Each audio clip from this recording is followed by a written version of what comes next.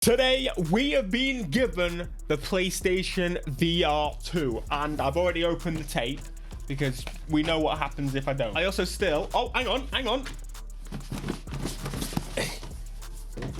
I've got it out without ripping the box. That is the first time. Anyway, this has been sent to me by PlayStation. Massive shout out to PlayStation. Thank you so much. It's a very last minute thing, but... I've got it right here. Here it is, the PSVR 2, and that is quite light. The cable is actually probably most of the weight, which is really interesting. Now, I've played with a few VR headsets in the past, and of course, that's why I wanted to do this unboxing video, to really just compare and contrast against some of the other ones I've had. For example, this is my most recent purchased VR headset, and it's the Oculus Quest 2. Should I be showing it in a PlayStation? It's all right. But I wanted to point out this band is different. This is not the standard band. And oh, the thing's falling off. It doesn't come like that. The band is bought third party. Most headsets actually come like the old Vive. This is my classic one. I spent all my month's money on this.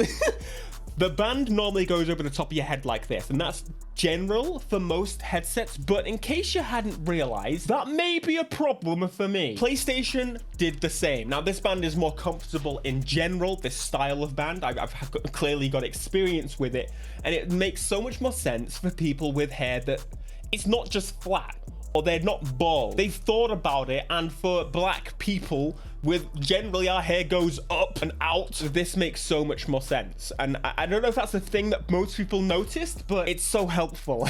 Like, so helpful. So of course, it's not just a headset, but we have got ourselves the controller here. There we are, with a strap already attached. I'm not going to use that.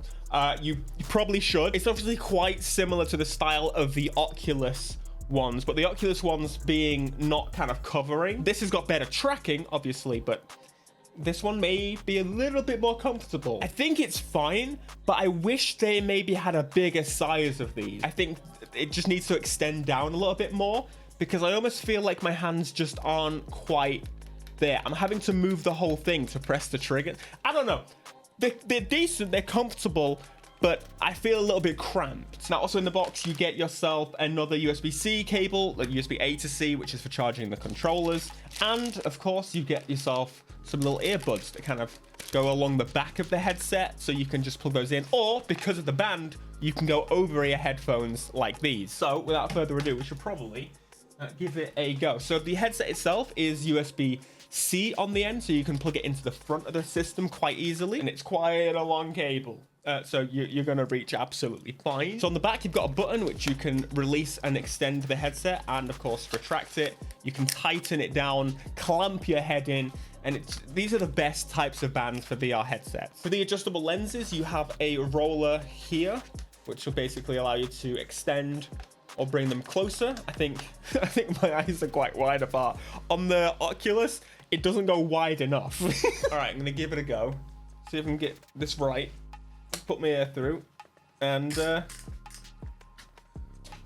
we go. That was actually much better than the third-party band. I can't see anything, of course, but that seemed pretty comfortable, and I can still have my afro. I'm really happy about that. It works incredibly well. They've genuinely thought about like big hair. So the materials my face touches is all rubber. Which means it's going to be easy to wipe down on the... I don't really sweat on my face that much, so I tend to really just use the more cushiony stuff. So I'm curious about accessories and stuff that'll come a little bit later, but it might end up being fine. Or maybe with this, I will sweat a bit more. It definitely feels lighter than the Oculus, being that the actual mobile CPU and stuff in here, because you can use this separate from any tethered machine. The games aren't going to be as good as the PlayStation VR, for example, but that's the obvious thing, that this is only going to be on PlayStation. And so £500 is a steep ask, but if you're someone like me that spent ridiculous amounts of money on a sim rig and stuff, well, then it makes a lot more sense, doesn't it? Okay, so I put the headset on, I plugged it in, and there's a power button on the front. Please remove it. Okay. Okay, so I need to update the PSVR 2. Update will be quick. I got it. Oh, that was quick. That was very quick indeed. And the corner tells you about it.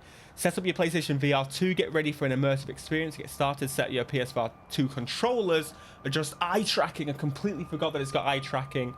Let's get started and create a play area. So it wants me to connect these headphones. How does it connect to those? It's just a 3.5mm jack. I don't particularly want to use that because I want to use my headphones over the top. So I just skipped that. I just pressed next and it was fine.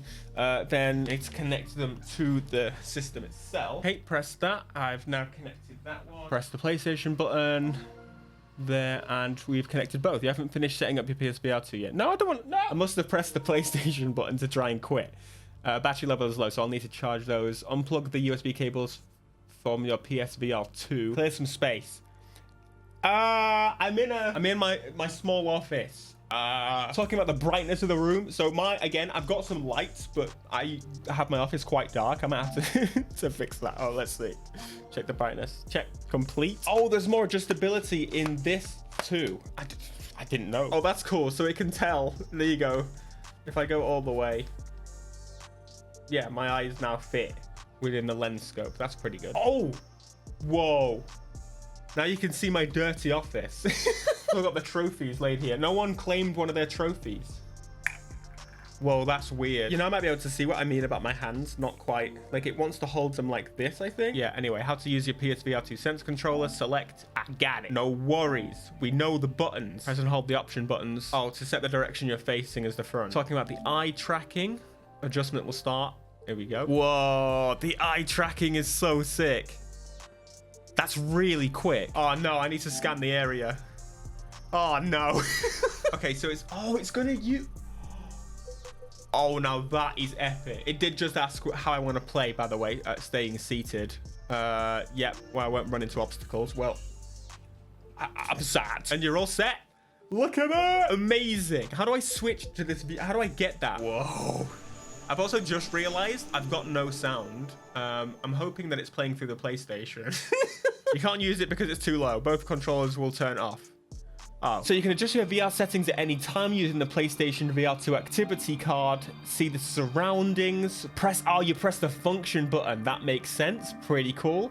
And discover immersive games. Here's some of the games. We've got a gameplay demo for Village. I've actually got some codes for these games, so I'm definitely going to check them out. But I'm ready for Gran Turismo. So you probably came from the Gran Turismo video. If you didn't, make sure you check that out. I'll link it down below in the description. Thanks for watching. And again, thank you to PlayStation for sending this out. I'm going to be doing some rigorous testing on some racing game. Gran Turismo.